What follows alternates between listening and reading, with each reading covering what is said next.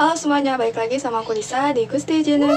Hari ini kita akan membahas tentang ketentuan angsuran PPh pasal 25 berdasarkan Undang-Undang Nomor 7 Tahun 1983 tentang pajak penghasilan sebagaimana telah diubah di Undang-Undang Nomor 36 Tahun 2008. Apa aja sih isi ketentuannya? Yuk simak.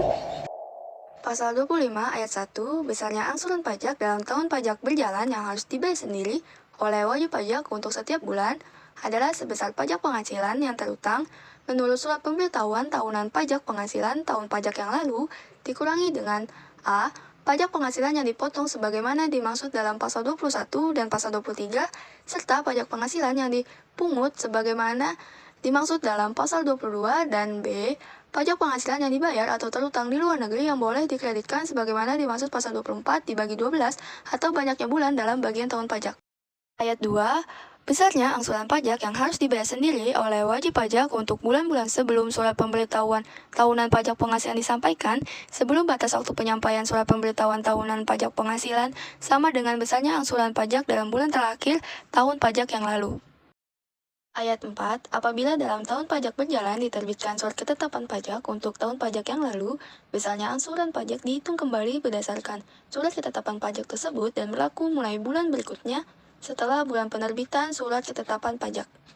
Ayat 6, Direktur Jenderal Pajak berwenang untuk menetapkan penghitungan besarnya angsuran pajak dalam tahun pajak berjalan dalam hal-hal tertentu sebagai berikut. A. Wajib pajak berhak atas kompensasi kerugian. B. Wajib pajak memperoleh penghasilan tidak teratur. C. Surat pemberitahuan tahunan pajak penghasilan tahun yang lalu disampaikan setelah lewat batas waktu yang ditentukan. D. Wajib pajak diberikan perpanjangan jangka waktu penyampaian surat pemberitahuan tahunan pajak penghasilan. E. Wajib pajak membetulkan sendiri surat pemberitahuan tahunan pajak penghasilan yang mengakibatkan angsuran bulanan lebih besar dari angsuran bulanan sebelum pembetulan. Dan F. Terjadi perubahan keadaan usaha atau kegiatan wajib pajak.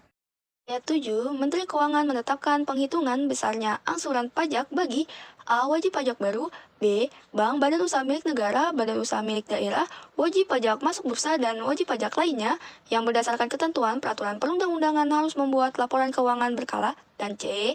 Wajib pajak orang pribadi pengusaha tertentu dengan tarif paling tinggi 0,75% dari peredaran bruto. Dan yang dapat saya sampaikan semoga bermanfaat dan menambah pengetahuan teman-teman semuanya. Jangan lupa like, comment, subscribe, dan nyalakan loncengnya. Ditunggu video-video selanjutnya. Terima kasih.